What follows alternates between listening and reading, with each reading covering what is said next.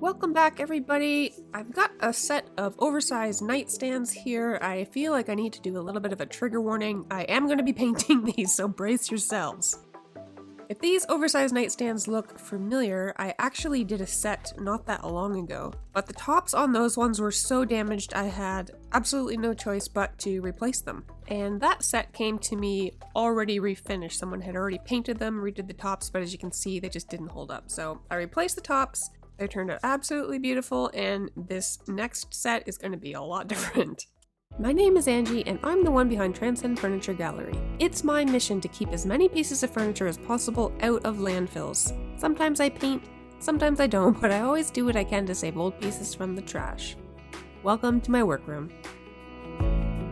Okay, so at first glance, these don't look too bad aside from the tops. The tops are obviously shot, they have to be completely redone, but the rest of the piece isn't bad. I could have just polished it up, stripped and redid the tops, and called it a day, but I didn't.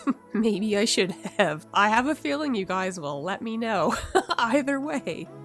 I'm using my favorite stripper, which is circa 1850. It's great at cutting through these thicker finishes. I'm going to be doing a whitewash on the top drawer, and around the base, the trim around the base.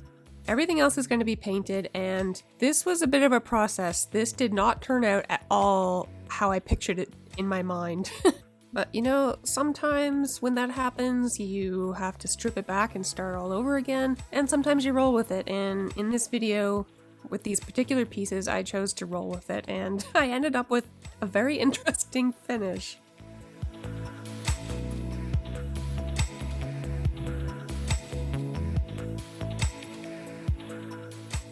I'm just removing the first bit of stripper with a putty knife, and then I'm going to go back in with a stiff bristled brush to get around the edges and a 3M stripping pad just to get any residual stripper gunk off.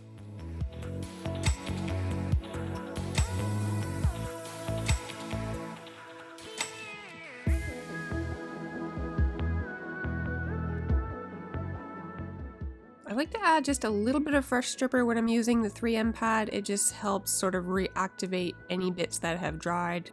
And then I'm going to clean with some mineral spirits. I'm just pouring a bit on. I'm going to work it in well, make sure to get any residual bits of stripper off, and then I'm going to wipe it dry immediately. I don't really want this to soak in. If you remember from the other video of the similar set of nightstands, well actually they're the same set, the same brand, same make and all that. The reason the tops were damaged is because it's just a thin veneer, it's not solid oak, and under this layer of veneer is pressed wood. So what happened was someone left a water glass on their nightstand, or a plant that got overwatered. Anyway, some sort of moisture got on there, got into the pressed wood, and the pressed wood swelled. And that's exactly where this set was headed, but I'm intervening now and we're going to seal this up really good at the end.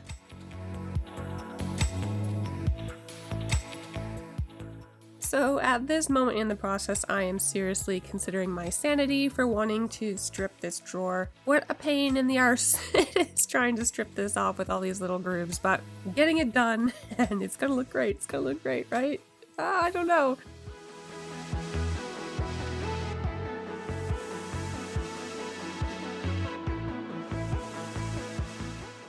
Alright, so I finally got that sorted, and then onto the base. The base is also going to be whitewashed like the top drawer and the tops. In this moment, the plan is to paint the middle section in a dark charcoal gray. I'm using Ash by Fusion Mineral Paint. What I don't know yet is that the contrast, while I knew there would be contrast obviously, it was just a bit too stark and I didn't like it. But we'll get to that shortly. Right now, the mineral spirits have completely dried and I'm ready to sand the tops. I'm using an orbital sander for the very top, and I'm going to hand sand all of the trim and the curve details. I'm using a 150 grit sanding pad here, and also on the sides to scuff sand where I'm going to paint. I'm doing a 50-50 paint water ratio for my whitewash here. I'm using Fusion Mineral Paint, and this is really easy to use. You just want to wipe it on. You can use a rag. I prefer a brush, it's just a little bit neater. And then once I have the area coated, I'm going to take a clean cloth and wipe off the excess.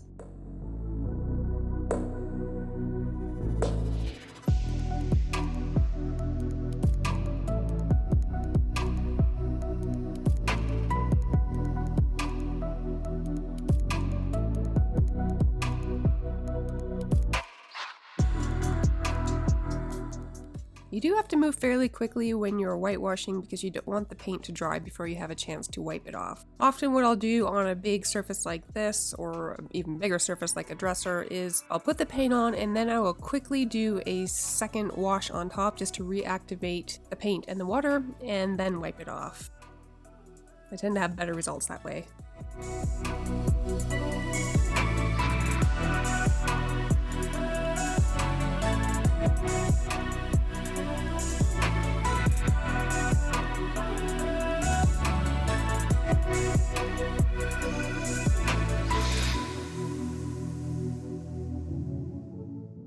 And here's where things start to go south for me a little bit. The second, and I mean the second, I started putting this on, I was like, oh, this contrast is going to be too much. And if you've seen some of my other videos, you know that I'm not afraid of contrast. In fact, I have a whitewashing and coal black video, and the results are absolutely stunning, but it just wasn't quite what I was picturing for this piece. So I'm a little bit distraught right now as I'm painting this on, and I'm trying to think in my head how I can soften this.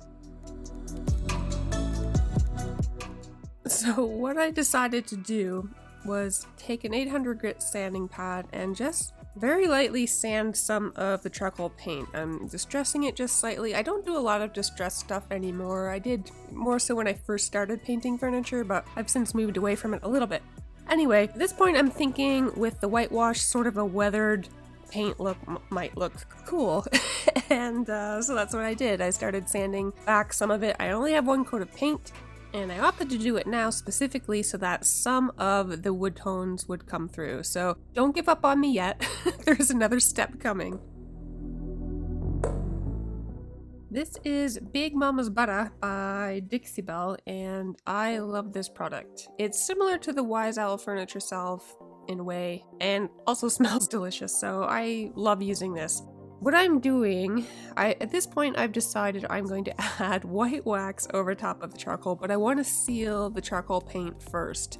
What sometimes happens when you just go in with any color wax really on top of just paint is it doesn't slide on the surface very well. It tends to sort of clump and you get streaks and it just doesn't look very good. But if you seal the paint first, it gives it a nice slick surface and you can manipulate the wax better, and it's just, I prefer to do it this way.